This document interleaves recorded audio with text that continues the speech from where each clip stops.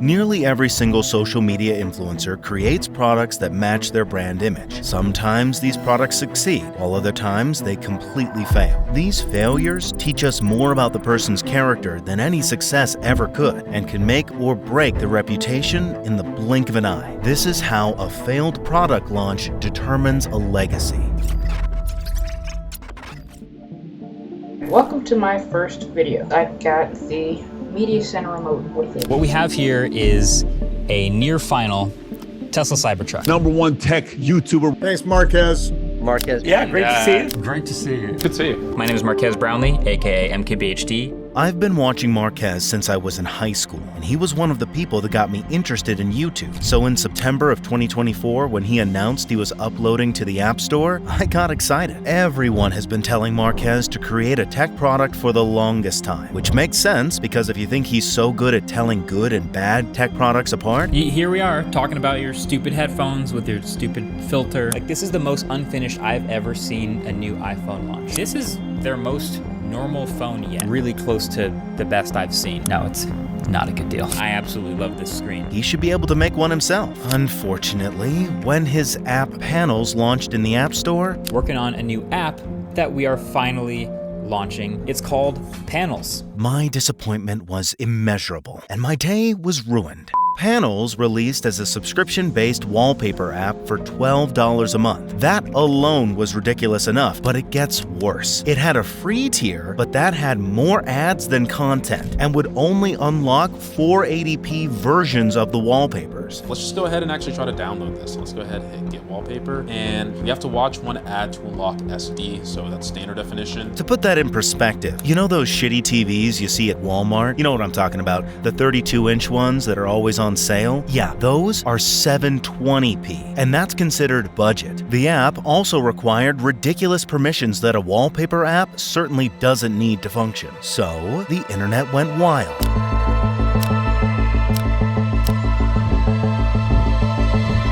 And rightfully so. This was the same person that reviewed a car a few months ago, calling it the worst car he ever reviewed, I think it's just the worst car I've ever tested. and essentially fast-tracking the company's road to bankruptcy. He also did the same thing for the human AI pin, This thing is bad at almost everything it does. and that company is now struggling for its life. So people rightfully criticized him for creating a wallpaper app that people had to pay $12 a month for. To add insult to injury, wallpapers are free on most of the internet. There are so many websites that offer completely free wallpapers, and trying to hide it behind a paywall goes against what Marquez himself stands for. Quote, never charge money for a service that was once free. Beyond giving constructive feedback, though, people who were waiting on the day Marquez would falter used this opportunity to pile on him. Out of the box, the app is riddled with advertising. Advertising that is profoundly invasive and intrusive. The level of data collection conducted by this app is insane. How bad can a wallpaper app really be? Well, how about one that charges you $50 a year for what is basically just still images for your phone? $50 a year just for some PNGs for your device? That is already a lot. As a result, it would have been easy for Marquez to chalk it all up as hate and just keep moving, but he didn't. In the midst of a failed product launch that could have cost him his credibility, Marquez's reaction ended up endearing him to his fans even more. Marquez replied to the uproar on X a few hours later with a promise to address the concerns people had raised, and 2 weeks later, he posted this video on his channel. In the video, he immediately took responsibility for how his app was launched and everything that was wrong with it. Last week, I launched a project that I was really excited about that we've been working on, a wallpaper app called Panels. And I made a lot of mistakes along the way, including the fact that I didn't really explain anything. I didn't explain the UI, what was in it, the point of the app, and most importantly, why it had a freaking $50 price tier. And so appropriately, the entire internet was very disappointed, and that's 100% on me. He then proceeded to explain why he felt the app was a good idea in the first place. I decided to try and make a wallpaper app is because for years I've been answering this one very common question, which is, where'd you get that wallpaper?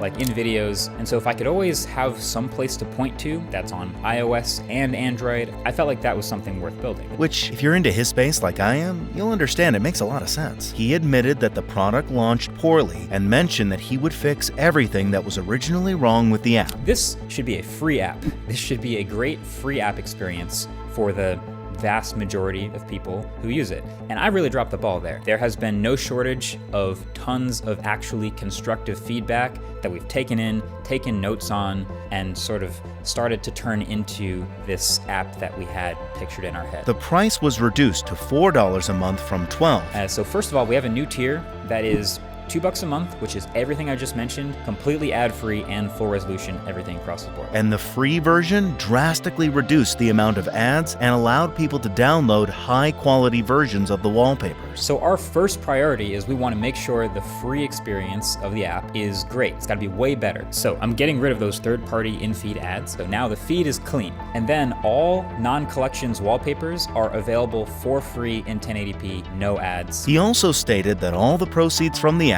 would be shared 50-50 between his team and the artists who design the wallpapers. We're splitting profits with the artists 50-50. This is something I mentioned in the original video. With this response, Marques has proven that he can still be trusted to be objective with his reviews, even with his own products, and that he can stomach the same criticism he dishes out. Maybe he doesn't even realize it, but the way he handled this panels incident shows he values his audience's trust over short-term profit. Sure, there will always be people who insult him for the app, but most of his fans seem to have forgiven him and maybe even gained a little bit more respect for him for his response. Marques isn't the only one who's had a terrible product launch. In fact, while his was just an app that he could easily fix via an update, the next creator launched a physical product that ended up being a disaster. Ali Abdaal Light Mode Keyboard. Ali Abdaal is a medical doctor turned YouTuber and author. With 6 million subscribers, he's the most followed productivity expert in the world. Hey friends, welcome to the channel. If you're new here, my name is Ali and I'm a YouTuber, podcaster and writer based in London. Worked as a doctor in the UK's National Health Service for 2 years, but recently quit to do this YouTube thing full time. One of the most important things to Ali's productivity message is being able to type fast. He has made several videos talking about how typing fast is important for productivity. I think anyone can become at least twice as productive if you just improve your typing speed. When you can type fast, you are just immediately more efficient and more productive when you're on a computer. Tips for how to type fast and like an absolute productivity grease monkey. So it wasn't too much of a surprise when he released his own brand of mechanical keyboards, which he called the Light Mode Keyboard. Light Mode is a brand new tech and productivity brand that I've been building over the last 18 months now. Now, the reason we built Light Mode is that I wanted to create a brand of tech and productivity accessories. As someone who has an obsession with mechanical keyboards, seriously, finding the right one with the right click sound, with the right response time. Don't get me started. I don't want to get into how much I have spent on these keyboards. But anyway, I was super intrigued to say the least, because I love Ali and I love mechanical keyboards. So this should have been the perfect match. That feeling was short-lived. You see, the problem from the start is that a mechanical keyboard is a hobbyist tool. The average person doesn't use or care about mechanical keyboards, and the people that do really care about them. So when you make them, they have to be really good, especially for those hobbyists. In this community, no one cares about your brand. If your keyboard is not good enough, you'll get called out, and rightfully so. Hipyo, one of the most popular mechanical keyboard enthusiasts on YouTube, made a video criticizing Ali's keyboard. I tried Ali Abdaal's keyboard, so you don't have to. Wait. This might be different than I expected. He explained that the keyboard was a basic white-labeled product from China. The keyboard wasn't terrible, but it was insanely overpriced. It starts at $159 US, which is really staggering when you compare it against things that are similar. He's trying to appeal to an audience that knows nothing about keyboards, but with a sense of authority as a productivity expert. Essentially, he's selling them a tech product that's worse than what they could get with a little bit of research, but because of his authority, he's trying to get them to not do the research. And to me, that just feels a little bit scummy. I mean, there's a reason why I haven't made my own keyboard yet. If I ever make a Hipyo keyboard, my channel is gonna be over because it will be the best keyboard ever. Ultimately, I don't see any reason why I could recommend this keyboard to you. Just like MKBHD, Ali took the criticism constructively, instead of throwing a temper tantrum like we'd see with some other creators later on in this video. He admitted that the product launch failed and tried to explain his side of the story. The goal of this video is to share what are the lessons that me and my team have learned from launching a product that was had a pretty negative reception, to say the least. Detailing why he made the keyboard, how long it took. Why did we launch a keyboard? Primarily because it's cool, or I thought it would be anyway. And secondarily because it seemed like a good idea in terms of building a business that's not dependent on my personal brand. And the money he spent in an effort to justify its price. Why the price is $159? Well, it's actually quite hard building a keyboard like this. Like, we didn't just take an existing off-the-shelf design and slap a logo on it. That's not the sort of brand I wanted to build, where we just take something off the shelf, slap a logo on it, white label it, and say, hey, we've just built a keyboard. It was actually an annoyingly involved process going back and forth. What was even more admirable was that he got on a call with Hipyo to try to better understand why the keyboard failed and what he could do better next time. Now, a couple of days after I filmed this entire video, I actually reached out to Hipyo, and he very kindly offered to hop on a Zoom call with me. And so I wanted to include some of the segments of this fantastic conversation that I had with the man himself. I think a big part of our problem with this particular keyboard was that I think the marketing was too heavy-handed. I'd agree. Ali's objectivity and receptiveness to feedback, even though it hurt, is one thing people will always remember him for. People tend to be more forgiving than we realize. We just have to openly admit what we did was wrong instead of trying to justify our stupid actions. Unfortunately, some influencers don't understand this. KSI and Logan Paul, Lunchly. The main reason I made this video was because of KSI and Logan Paul's reaction to the controversy of their most recent product launch with Mr. Beast, Lunchly. I'm not really on that side of the internet, so I was surprised to see how they reacted, especially compared to Ali and MKBHD. Here's a quick summary of what happened for those who aren't up to speed. In 2024, KSI, Logan Paul, and Mr. Beast teamed up to create Lunchly, a pre-packaged meal pack for kids. These three aren't new to the food industry. Mr. Beast has made Beast Burgers and Feastables and a chocolate brand, while Logan and KSI made Prime Hydration. Now, drawing from their experiences from their individual food brands, these creators came together to create a Lunchly snack kit. A lunchbox comes with a bottle of sports drink, Prime, Feastables, and other edibles depending on the flavor. Lunchly comes in 3 flavors: pizza, Fiesta Nachos, and Turkey Stack'ems, and has been marketed as the trio's attempt to provide a supposedly healthier alternative to the equally popular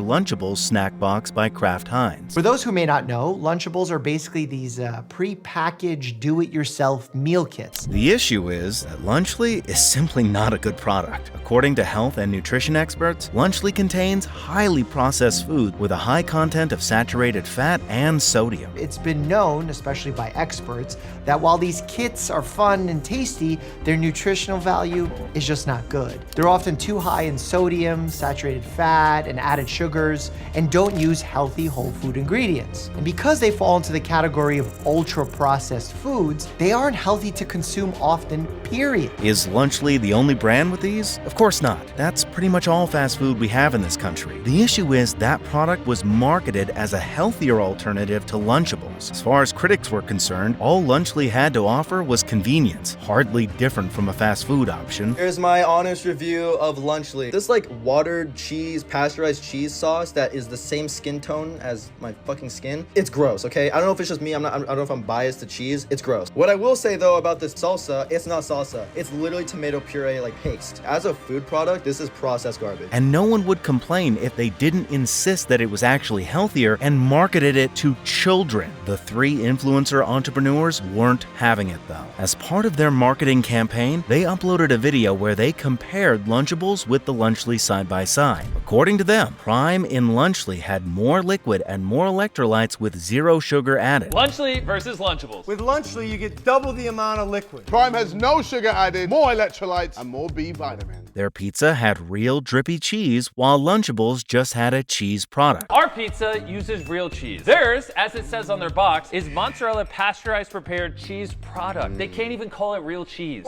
They maintained that it had less fat, less sugar, fewer calories, and overall just tasted better. It was also cheaper, making it a steal, and so everyone should jump on it. The internet still wasn't convinced. My God! A YouTuber named Rosanna Pansino released a video where she wanted to compare Lunchables to Lunchly, but instead found moldy cheese in Lunchly. These are molded. According to her, the expiration date for the pack she bought was still 2 months away. It says used by December 8th, 2024, and today's date is October 16th, so these are supposed to be good for like another 2 months. So it was surprising to see the cheese covered in so much mold. She concluded that the product was not safe, especially for children. This is not safe, especially like kids that are so young. They may not know what mold looks like, so they might just eat it. Dan TDM, another YouTuber influencer, took to X to call out the trio, accusing them of selling just about anything to make money. Logan Paul was furious. He responded to Dan TDM's tweet, justifying the influencer's desires to create businesses and alleging that he had doubled standards since Lunchable wasn't so perfect either. Quote, "You don't say anything when Lunchables faces bans for allegedly containing lead, but when we create a better version, you're upset? Then don't eat it," his tweet said. Paul also responded to a post that falsely inferred that Lunchly was being taken down in stores. In a response video, he defended his brand and called out the employee whom he claimed was behind the stunt. According to X users, various retail stores have recalled Lunchly products due to FDA's concerns. But that's so weird because FDA recalls are public by law. And as you can see, Lunchly is not on the FDA recall list. So hold up, that means that this sign is fake. Somebody typed up and printed out a 100% lie about Lunchly being recalled, taped it to the fridge, then a picture of it was taken by someone else and posted on social media as if it were real. Anyway, I had my forensics team look into it, and they were able to find the exact location where this allegedly took place by photo matching the tweet with the gray door handle and the sales labels. Then we cross-referenced it with the locations that we distribute to. It's a Fred Meyer, and I had someone go there. Boom, exact match. Same door handle, same tag, same products even. But hold on, where is the FDA recall sign? But after that sign was posted, we continued to sell out all of the Lunchlys that hit the shelves in that store. So who put that fake sign up? Turns out it was an employee named... He also called Rosanna an attention-hungry little clout goblin, while he suggested explanations for the moldy pack she got. An attention-hungry little clout goblin who has made it her entire identity to speak negatively on all things Mr. Beast. Fact is, the USDA inspects every finished food lot and approves it before even leaving our facility. And yes, it's possible that issues happen in transit, like a seal breaking, or at the store level with rough handling. KSI followed suit, uploading pictures of toys Dan TDM sells with the caption, "Looks like crap to me." He also called out the gaming influencer for promoting a snack that he didn't think was healthy either. And if that wasn't enough, he went on a 20-minute long rant on his YouTube channel where he concluded that the only reason why they were getting such backlash is because people just hate them. Where was the same energy when Ryan Trahan released Sweets? Where was the same energy when FaZe Rogue released Sweets? I'm not seeing people going crazy towards them on Twitter. You know why? I've realized why. It's because people just hate us. One of his grievances was how people were piling on Lunchly's business idea when there was so much going on in the world. There's way more crazier things happening in this world, but people want to go in on this lunch fucking kit. Sorry, buddy. You're not going to distract us with the news of the day that you most likely don't care about just because your product sucks. He responded to many criticisms they got on Twitter for Lunchly, and to nobody's surprise, he showed zero remorse or concern. Instead, he tried to laugh off the whole situation. The flicker of hope I got from this whole Lunchly situation came from Mr. Beast, who seems to be the most rational of the three. He tried to provide clarity on how Lunchly was healthier than Lunchables. In a post he made on Twitter, he stated that Lunchly's goal was simply to provide something better than Lunchables, which sold millions of units annually. Unlike his business partners, he conceded that eating fresh food was healthier. Quote, "Obviously, eating fresh chicken and broccoli is healthier," the tweet said, "but if someone is going to eat a pre-made meal like this, which millions of people do through Lunchables, then I think giving them a higher quality version at roughly the same price is a net good in my opinion. I get that Logan Paul and KSI are two of the internet's most successful influencers right now, but their petty and biased attitude to criticism of their business idea is not going down well in the long run. Their aggression to even the slightest hint of feedback that doesn't pander to their feelings leaves a taste in your mouth similar to that of their moldy cheese. Sure, no PR is bad PR, and Lunchly will still sell in boatloads, but their behavior after this failed product launch will determine their legacy in the long term when their fans grow up and see them for who they truly are.